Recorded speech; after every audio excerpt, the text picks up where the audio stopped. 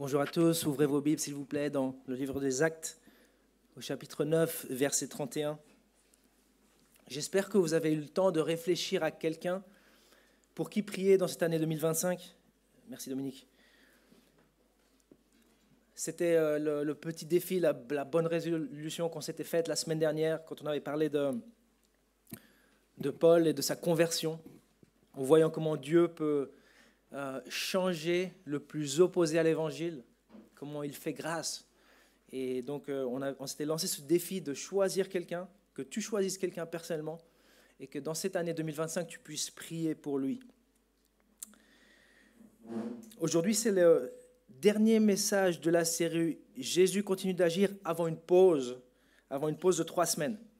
Et cette pause, elle arrive à un moment idéal, en fait, parce qu'aujourd'hui, avec le message d'aujourd'hui, on est en train de finir une première partie du livre des Actes. On est en train de finir la partie de l'évangile aux Juifs ou à ceux qui étaient convertis au judaïsme, les prosélytes. Après, la prochaine partie du livre des Actes, c'est l'évangile aux non-juifs, toi et moi.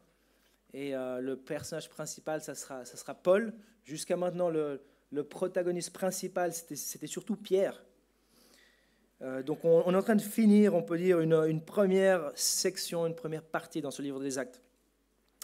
Alors on va lire les versets 31 à 42 dans Acte 9. Si vous avez la Bible qui est à l'entrée, c'est à la page 714, si vous avez cette Bible-là, page 714.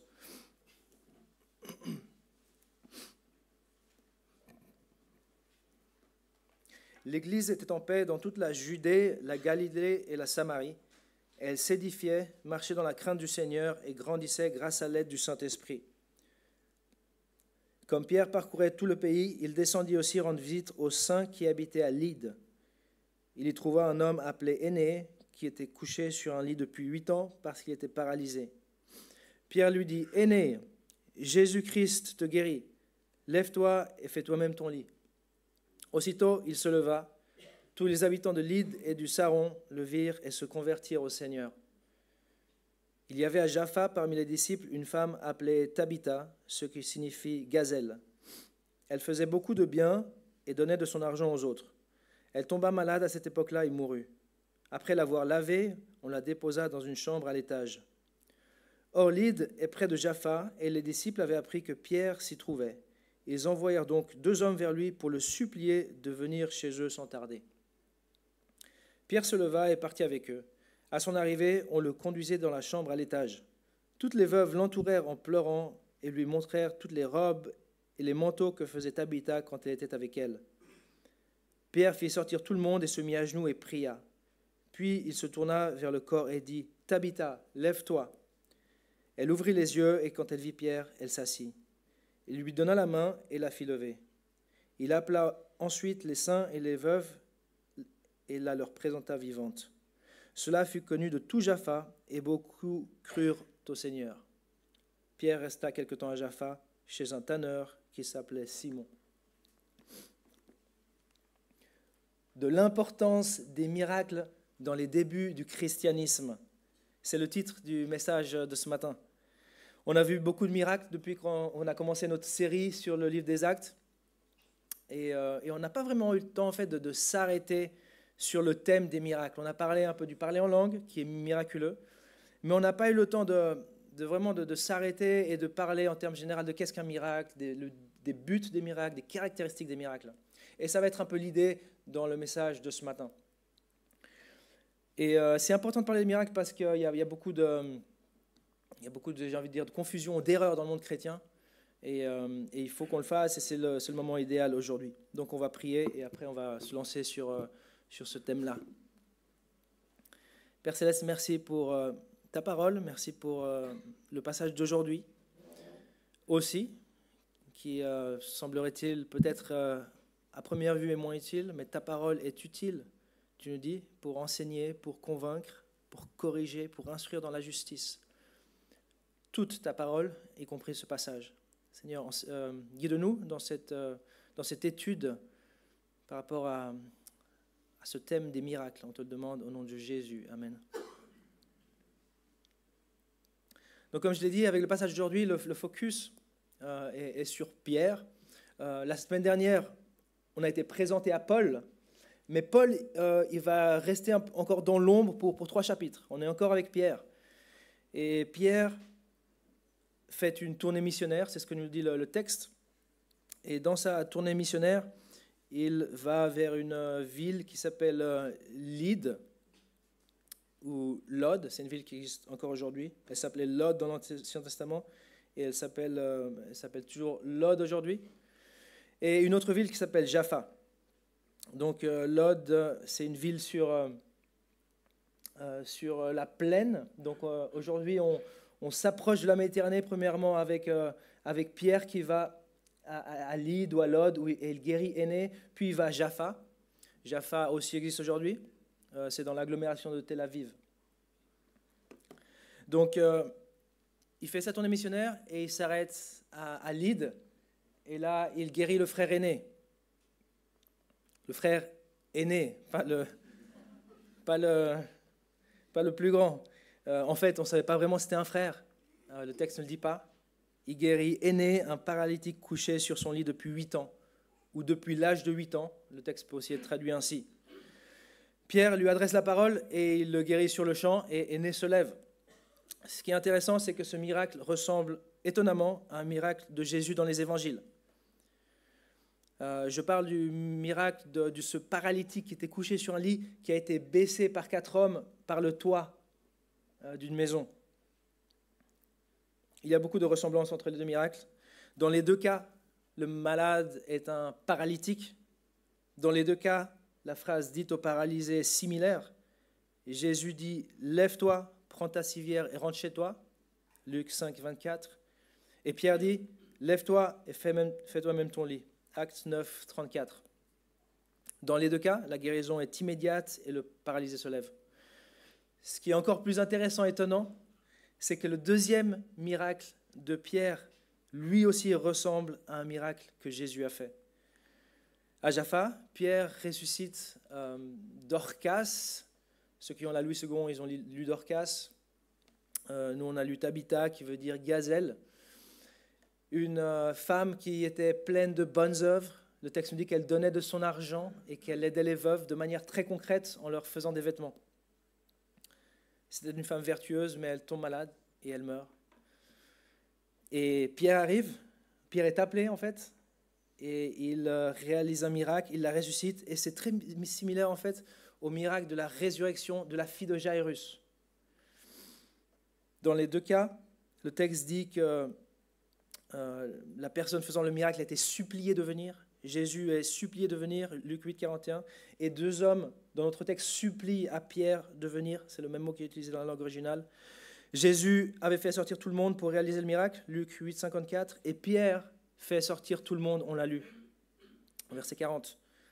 Parallèle qui est perdu un peu dans la traduction, Jésus dit « Talitha Kumi », Marc 5, 41, et Pierre aurait dit « Tabitha Kumi ». Il dit « Tabitha, lève-toi », c'est la traduction. Les parallèles sont trop nombreux pour penser que c'est accidentel. Jésus, qui continue d'agir, est en fait en train de certifier l'autorité spirituelle de son apôtre. Pierre est vraiment l'envoyé et Jésus veut qu'on le sache. Pierre est choisi par Dieu, tout comme étaient Élie et Élisée dans l'Ancien Testament. D'ailleurs, il y a des parallèles entre les résurrections qu'ont fait Élisée et ce qu'a fait Pierre. Et les commentateurs ne manquent pas de voir ces parallèles. Par ces miracles, Jésus est en train de certifier l'autorité spirituelle de l'apôtre Pierre. Plus tard, c'est l'autorité de l'apôtre Paul qui sera certifiée par des miracles. Et en fait, ce qu'on va voir, c'est qu'il y a des ressemblances énormes entre l'apôtre Pierre et Paul dans les miracles qu'ils font. Les 2 guérissent un paralytique. Pierre guérit le boiteux qui était à la porte du temple, acte 3, on l'a vu.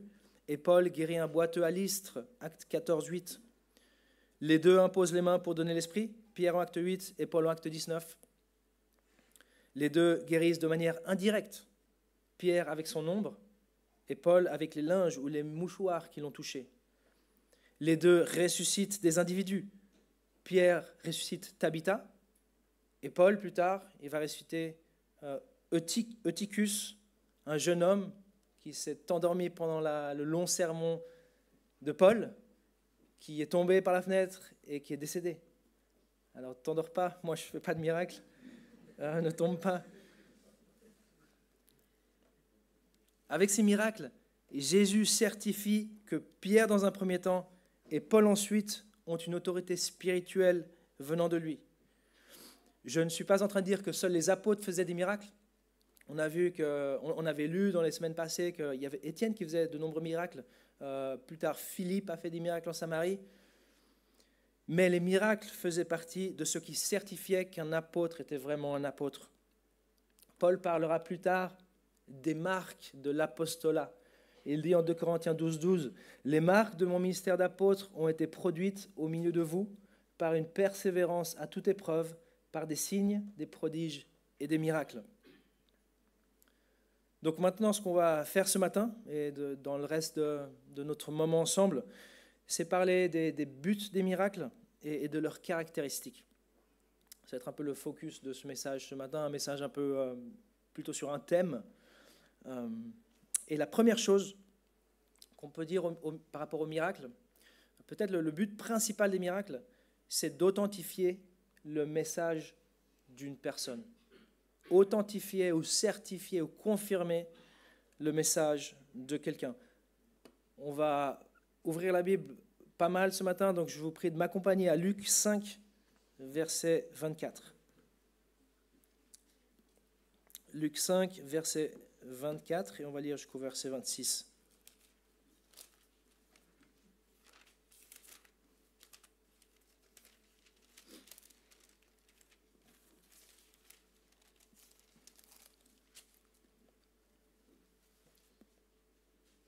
Donc, je vous donne un peu le contexte. C'est le miracle qui ressemble beaucoup à ce qu'a fait Pierre avec Énée. C'est le miracle où Jésus rétablit, guérit un paralytique qui est descendu par le toit. Regardez le verset 24. En fait, lisons le verset 20 d'abord. Verset 20. « Voyant leur foi, Jésus dit, « Mon ami, tes péchés te sont pardonnés. » Et alors là, les pharisiens qui sont là dans la foule, ils disent, qui est cet homme qui dit qu'il pardonne les péchés? Ça, c'est du blasphème. Et sautons au verset 24.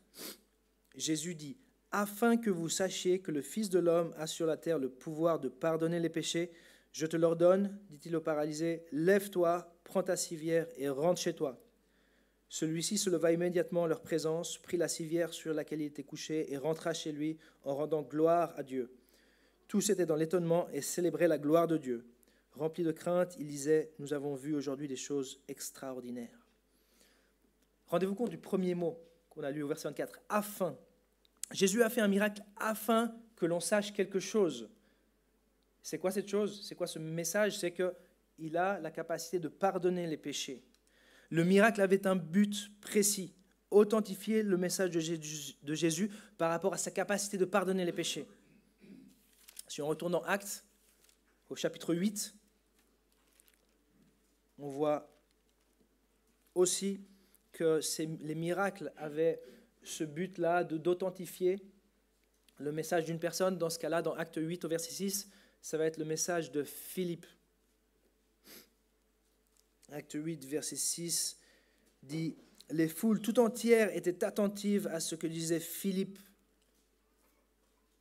Quand est-ce qu'elles étaient attentives à ce que disait Philippe? Le reste du verset nous le dit. « Lorsqu'elles apprirent et virent les signes miraculeux qu'il accomplissait. » Lorsque.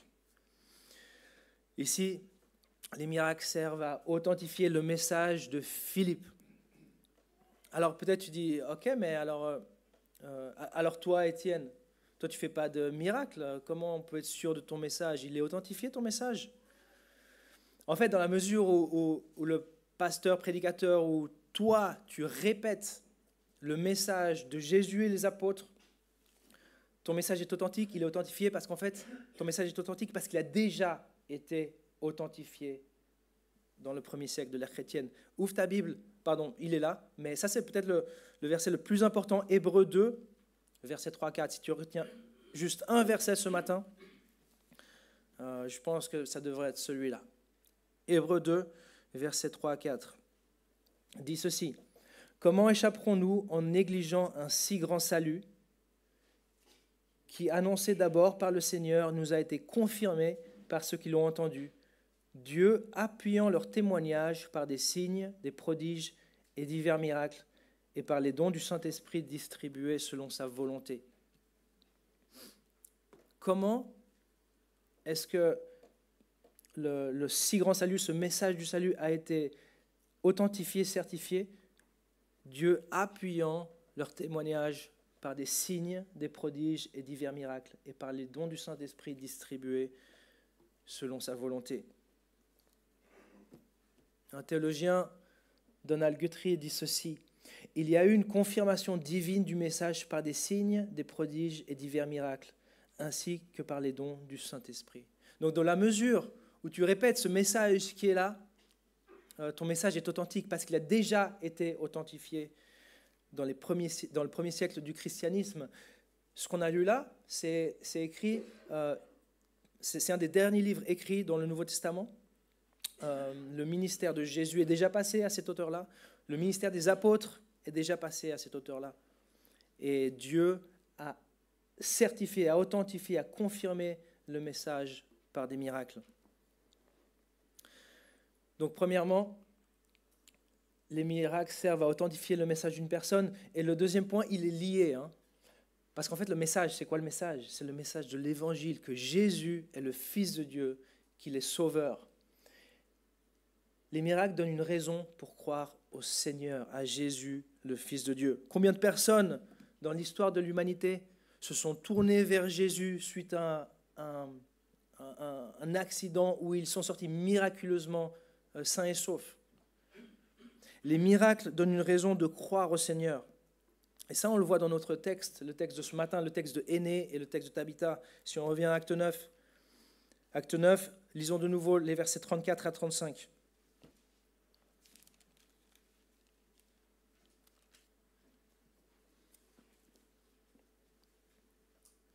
Pierre lui dit, « Énée, Jésus-Christ te guérit, lève-toi et fais toi-même ton lit. » Aussitôt il se leva. Tous les habitants de Lyde et du Saron le virent et se convertirent au Seigneur. La guérison d'Énée a donné une raison objective de croire au Seigneur. Pierre a dit, « Jésus te guérit. » Ça, c'était le message et ils ont cru en Jésus. Regarde le verset 42. Verset 42. Cela fut connu de tout Jaffa, donc ça c'est par rapport à la résurrection de Tabitha maintenant. Cela fut connu de tout Jaffa et beaucoup crurent au Seigneur. De nouveau, le miracle donne une raison pour croire au Seigneur. Alors quand je dis qu'il donne une raison pour croire au Seigneur, j'ai bien choisi mes mots. Les miracles ne font pas que quelqu'un croit au Seigneur. Les miracles ne créent pas la foi. On en avait parlé dans le passé. Ils donnent une raison pour croire au Seigneur, au message de l'Évangile. Ils ne créent pas la foi. Dans la parabole de l'homme riche et de Lazare, Abraham dit, « S'ils n'écoutent pas Moïse et les prophètes, ils ne se laisseront pas persuader, même si quelqu'un ressuscite. » Ça, c'est un miracle. Ils ne se laisseront pas persuader, même si quelqu'un ressuscite. Les miracles ne persuadent pas. Ce n'est pas automatique. Ah, il y a un miracle, tu vas croire en Jésus. Les miracles donnent une raison pour croire. Croire, ça implique une décision. Les miracles te donnent l'opportunité de croire. D'ailleurs, et maintenant je parle un peu à ceux qui sont encore observateurs par rapport à la foi chrétienne, croire, ce n'est pas quelque chose qui t'arrive. Ce n'est pas juste quelque chose qui t'arrive, croire. Croire, c'est une décision que tu prends en base à des faits, en base à des évidences. Les miracles te donnent une raison pour croire. Et en fait, cela a trait à une des caractéristiques des miracles. Et maintenant, on va voir les caractéristiques des miracles. Premièrement, les miracles sont des moyens pas des fins en soi. Les miracles ne sont pas une fin en soi, ils servent un but. C'est intéressant que dans la Bible, le mot utilisé souvent pour parler d'un miracle, c'est le mot signe. Les signes, c'est surtout l'évangile de Jean, il parle de signes, mais aussi ailleurs dans le Nouveau Testament, on parle de signes souvent pour parler de miracles. C'est des signes. Un signe, ça fait quoi? Un signe, ça pointe à quelque chose en dehors de lui-même. Ça pointe à quelque chose. Par conséquent, il ne faut pas s'arrêter au miracle. Il faut aller là où il pointe, le miracle. La tendance humaine, c'est de s'arrêter au miracle. On s'arrête au phénomène sensationnel, on dit « waouh » et on s'arrête là. On s'arrête au miracle, on ne va pas au-delà. Comme quand tu as un chat dans l'appartement, il regarde par la fenêtre et il y a un oiseau et tu montres à ton chat « regarde l'oiseau » et tu tapes la fenêtre pour que ton chat voie l'oiseau. Mais ton chat, il regarde la fenêtre, il regarde la vitre, il dit « non, c'est pas là, c'est là-bas ». C'est pareil avec le miracle. Le miracle, il pointe vers quelque chose. En Jean 6, parce que la tendance humaine, c'est de s'arrêter au miracle. En Jean 6, Jésus, il multiplie des pains pour une grande multitude. Le lendemain, les gens cherchent Jésus et finalement ils le trouvent. Et quand ils le trouvent, Jésus leur fait un reproche. Jésus leur dit, en vérité, je vous le dis, vous me cherchez non pas parce que vous avez vu des signes, mais parce que vous avez mangé et que vous vous êtes rassasiés. Les gens ne cherchaient pas Jésus parce qu'ils avaient vu des signes et avaient conclu que Jésus est le Messie, le Fils de Dieu, mais juste parce qu'ils avaient été rassasiés. Ils se sont arrêtés au miracle. Waouh, Jésus, ce que tu as fait hier, c'était incroyable. En plus, c'était super bon. Tu peux nous refaire un petit tour de magie là? Les gens ne cherchaient pas Jésus parce qu'ils avaient vu des signes et avaient conclu qu'il était le Fils de Dieu, mais simplement parce qu'ils avaient été rassasiés. Ils se sont arrêtés au miracle. Mais le miracle n'est pas une fin en soi, c'est un moyen pour une fin. Dieu ne fait pas des miracles pour amuser les gens. Son but, ce n'est pas sortir un lapin de son chapeau pour divertir. Dieu ne fonctionne pas comme ça. Une autre caractéristique des miracles, c'est qu'ils sont, notez l'ironie, une autre caractéristique des miracles, c'est qu'ils sont miraculeux. Ils sont miraculeux, je vais expliquer. Pas tout ce que les gens appellent miracle est en fait un miracle du point de vue biblique. Le mot miracle est usé et abusé, non seulement par les chrétiens, mais aussi par les non-chrétiens. Je me suis amusé à regarder les journaux, les titres des journaux et les articles. On lit dans un article paru dans le journal Le Matin du 15 juillet 2024, je cite, « La balle qui devait lui faire éclater le crâne n'a miraculeusement touché que l'oreille droite de Donald Trump. » C'était en référence à la tentative d'assassinat de l'ancien président américain. Celui-ci a tourné la tête pour regarder quelque chose dans l'écran. Il a tourné la tête et à ce moment-là, la balle lui a effleuré l'oreille au lieu de lui faire éclater le crâne comme c'était le but. Alors certes, ce qui s'est passé à Butler en Pennsylvanie le 13 juillet 2024 est incroyable. Mais s'agit-il d'un miracle du point de vue biblique? Eh bien, dans ce genre de cas-là, les théologiens parlent de providence plutôt que de miracle. Ils parlent de providence plutôt que de miracle. Dans sa providence, Dieu a permis que Trump tourne la tête à un moment précis pour que la balle lui effleure uniquement l'oreille. Les théologiens réservent le terme miracle à quelque chose de l'ordre, écoute bien, du surnaturel. Pour tous les autres cas, c'est la providence de Dieu qui est responsable de scénarios incroyables, glorieux, comme celui par exemple du roi Ahasuérus dans le livre d'Esther, le jour avant où l'ennemi des Juifs, Aman, vient pour lui poser une question, pour en fait demander la mort de Mardoché, le Juif. La nuit d'avant, Ahasuérus n'arrive pas à dormir. Alors il se réveille et dans sa providence, Dieu permet qu'il demande la lecture. Dans sa providence, il lit les annales. Et dans sa providence, il lit le passage où Mardoché, justement, avait révélé un complot contre le roi. C'est incroyable, mais c'est la providence de Dieu. Qu'est-ce que c'est la providence de Dieu? C'est le contrôle total de Dieu sur les choses et sur l'histoire. Le contrôle total de Dieu sur les choses et sur l'histoire. Pour moi, la providence de Dieu, elle est tout aussi incroyable et glorieuse que les miracles. Les miracles, eux, sont miraculeux. Ils font appel au surnaturel. Le théologien Millard Erickson dit ceci: les miracles sont des actions inhabituelles de Dieu qui sont clairement surnaturelles. C'est des actions inhabituelles, parce que Dieu agit de manière habituelle, tout le temps, dans sa providence. Il y a plein d'accidents qui sont évités pour toi, pour moi, parce que tu sors 5 minutes plus tard de chez toi, parce que voilà, ton réveil n'a pas sonné. Tu sors 5 minutes plus tard de chez toi et t'évites un accident. C'est la providence de Dieu. Les miracles, en fait, sont extrêmement rares. Louis Berkhoff dit ceci: un miracle est une œuvre de Dieu ne faisant pas appel à des moyens ordinaires pour susciter l'admiration et l'étonnement chez les gens. Je ne dis pas que Dieu intervient rarement. Je n'ai pas dit ça. Je dis que les miracles sont extrêmement rares. Le plus souvent, Dieu agit à travers sa providence, son contrôle total sur les événements.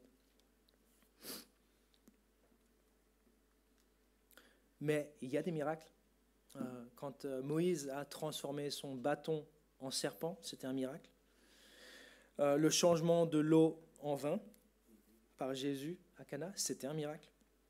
La multiplication des pains, c'était un miracle. La résurrection de Jésus, c'était un miracle. Ce qu'on voit dans nos textes aujourd'hui, avec la guérison d'aînés et Tabitha qui est ressuscitée, c'était un miracle.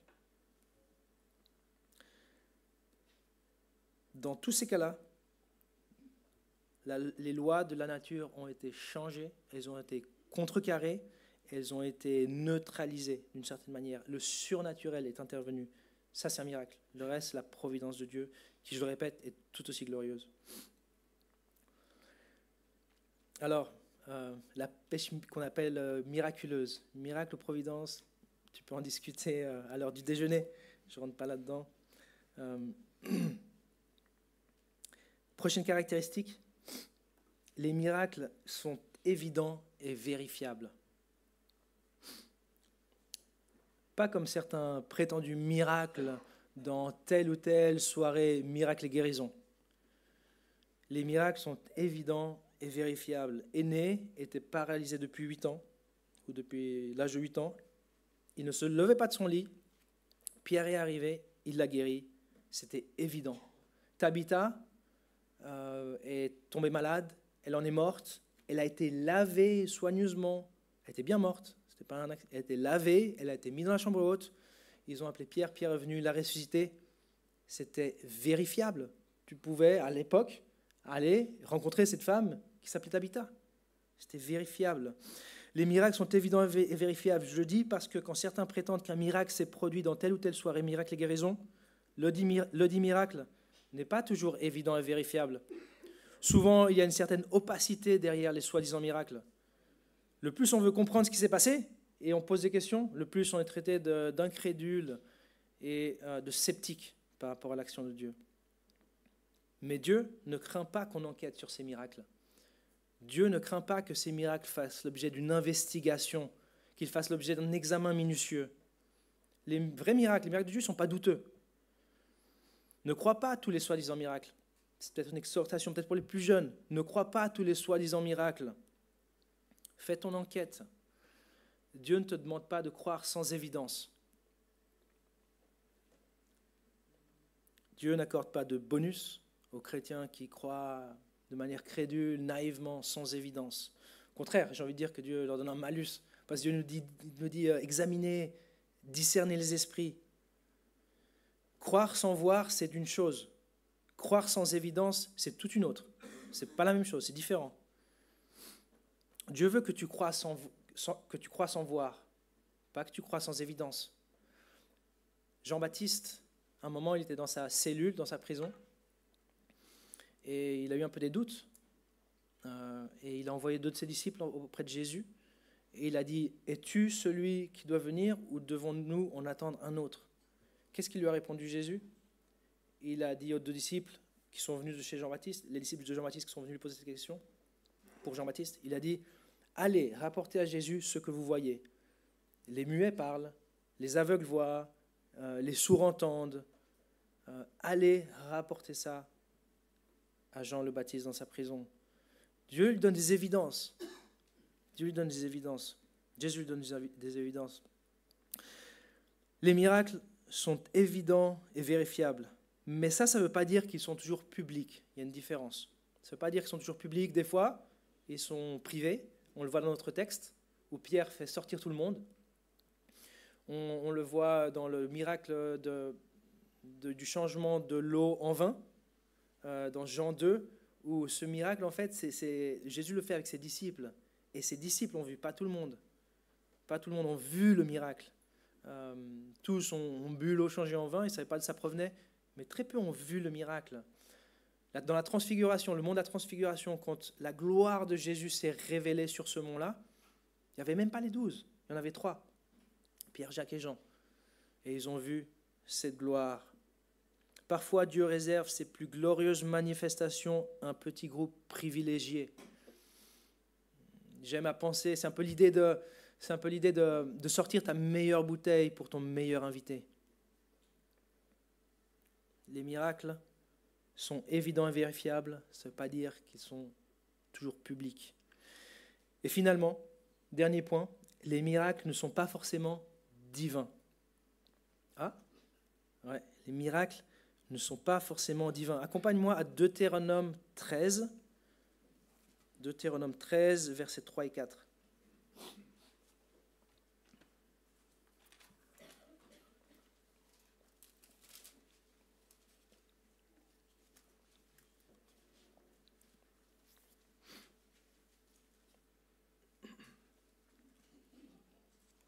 Dernier livre du Pentateuque ou de la Torah. Dernier livre de la Torah, le Deutéronome. Deutéronome 13, versets 3 à 4. En fait, on va commencer au verset 2. Verset 2. Si un prophète ou un faiseur de rêves se lève au milieu de toi et t'annonce un signe ou un prodige, et qu'il y ait accomplissement du signe. Il y a accomplissement du signe, ok ? Dont il t'a parlé tout en t'invitant à suivre d'autres dieux, des dieux que tu ne connais pas, et à les servir. Tu n'écouteras pas les paroles de ce prophète ou de ce faiseur de rêve. Ce prophète, il fait un signe et un prodige, et ce signe, ce prodige s'accomplit. Il s'accomplit. Donc la présence d'un miracle n'est pas synonyme de feu vert. C'est bon, tu peux y aller, tu peux tout accepter. Les miracles ne sont pas suffisants. La raison, c'est qu'il y a des personnes qui sont rejetées par Dieu, par Jésus, qui peuvent faire des miracles. Accompagne-moi maintenant au Nouveau Testament, à Matthieu 7. Un passage qu'on connaît bien, Matthieu 7, au verset 21.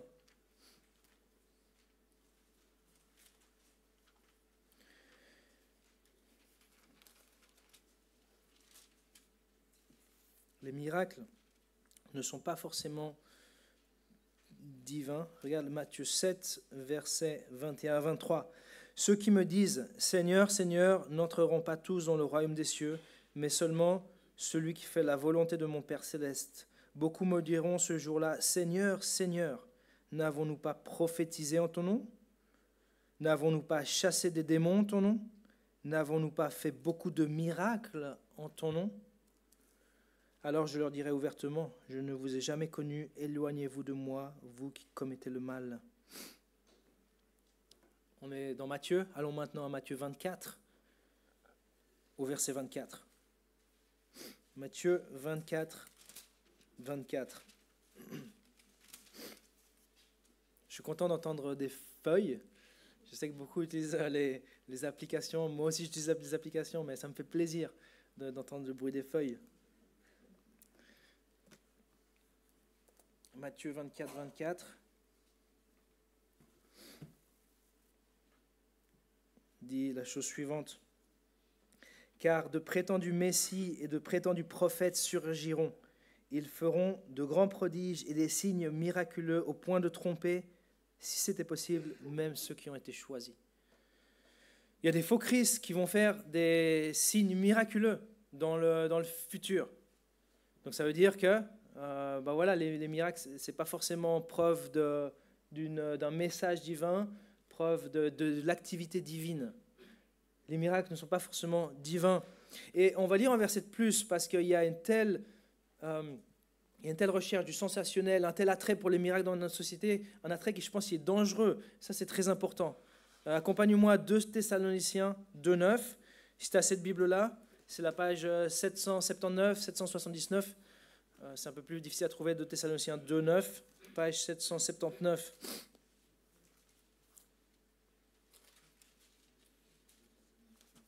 2 Thessaloniciens 2,9.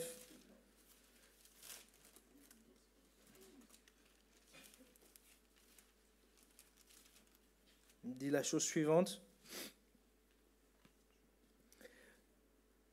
La venue de cet impie se fera par la puissance de Satan, avec toutes sortes de miracles, de signes et de prodiges mensongers. Miracles, signes et prodiges mensongers. Ils proviennent de où? De la puissance de Satan. Il y a des miracles qui ne sont pas de la puissance de Dieu. Ça, ce n'est pas nouveau, hein. On le sait depuis l'Ancien Testament. Les sorciers de Pharaon, ils ont fait des miracles. Ils ont aussi fait que leur bâton se change en serpent. Ils ont aussi fait que l'eau se change en sang. Ils ont aussi fait que les grenouilles montent. Ils ont fait des miracles. Les miracles ne sont pas forcément divins. Alors, Dieu peut faire des miracles beaucoup plus grands que les miracles des forces du mal. C'est aussi ce que nous enseigne le fait que la verge de Moïse, le serpent, mange les autres. Il y a une différence. Il y a une différence de puissance. Je ne suis pas en train de dire la même chose. Mais la Bible nous enseigne que les forces maléfiques peuvent faire que quelqu'un fasse des miracles. Les miracles ne sont pas forcément divins. Il y a un monde spirituel maléfique. Sachant cela, tu devrais rejeter tout ce qui a trait à la magie. Sachant cela, tu devrais rejeter tout ce qui a trait à la magie. Jeux de rôle, livres, séries, films. Rejette ce qui a trait à la magie. Ne t'approche pas de l'occultisme. Fuis le spiritisme. Je répète, ce n'est pas parce que quelque chose est miraculeux que ça vient de Dieu. Ce n'est pas parce que quelque chose est miraculeux que ça vient de Dieu. Les miracles, ils confirment le message. Ils ne le sanctifient pas. Donc ne suis pas quelqu'un juste parce qu'il a une puissance spirituelle. Discerne les esprits. 1 Jean 4,1 dit la chose suivante. Bien-aimés, n'ajoutez pas foi à tout esprit, mais éprouvez les esprits pour savoir s'ils sont de Dieu. Car plusieurs faux prophètes sont venus dans le monde. Plusieurs faux prophètes sont venus dans le monde. Il y a des faux prophètes. Et il y a des faux prophètes dans le monde. Je n'ai pas envie de te faire peur, je t'avertis. Il y a des faux prophètes. Alors maintenant, je veux conclure en revenant sur le premier des points. Les miracles sont des moyens, pas des fins en soi. Moi, j'ai envie de dire, ne t'arrête pas au miracle. Écoute le message de celui qui a réalisé le miracle et positionne-toi par rapport à ce message. Ne t'arrête pas au miracle. Écoute le message de celui qui réalise le miracle et positionne-toi. Pierre, celui qui a réalisé les miracles du texte de ce matin, il avait un message. Jésus est le Messie. Il est vraiment le Fils de Dieu. En lui seul se trouve le salut, car il n'y a sous le ciel aucun autre nom qui ait été donné parmi les hommes par lequel nous devions être sauvés. Ça, c'est le message. Écoute ce message et positionne-toi. C'est le message que Jésus est mort sur la croix pour toi et qu'il est ressuscité. Ça, c'est le message. Jésus est ressuscité. Il est vraiment le Messie. Alors peut-être, il y en a ici ou qui nous écoutent, c'est peut-être encore un sceptique, c'est peut-être encore des sceptiques. Peut-être tu dis, mais Jésus n'est pas ressuscité, c'est impossible. Moi je te réponds, ne limite pas la puissance de Dieu. Ne limite pas la puissance de Dieu. Si Dieu a créé la vie une fois, il peut la créer 2 fois. Ça serait un miracle, certes, mais il faut que tu crois dans les miracles. Il faut que tu crois dans les miracles. Rends-toi compte que la vie est un miracle. La vie est un miracle. La complexité des systèmes biologiques, des animaux et des humains, est telle que seul un miracle peut expliquer leur apparition. Rends-toi compte que tu vis dans un miracle. Tu vis dans un miracle. La planète Terre est un miracle. Au niveau des probabilités statistiques, les mathématiciens nous disent que c'est un miracle qu'elle est tout ce qu'elle est et dans les proportions exactes nécessaires à la vie et à son épanouissement. Tu dois croire au miracle. Tu vis dans un miracle. Si tu ne crois pas au miracle, moi j'ai envie de te dire, ouvre les yeux, regarde la création. Comme je l'ai dit, on conclut aujourd'hui cette première section du livre des Actes, l'évangile auprès des Juifs. La prochaine fois, ça sera l'évangile auprès des non-juifs, toi et moi. Et ça sera Pierre qui va ouvrir cette porte. Et après, ça sera Paul qui va s'y engouffrer et qui va prêcher l'évangile dans tout le bassin méditerranéen. On va prier et on va arrêter ici ce matin.